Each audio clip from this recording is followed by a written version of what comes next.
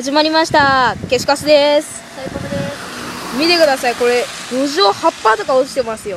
この根っこごと。これやばいっすね。このぐらいの風の強さです。サイパパさんどうですか？いや、この雨はひどいですね。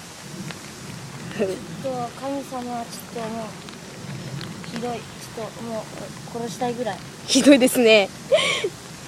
じゃあお伝えしたかったのはこれだけなので、今回これで終了します。ではさよなら。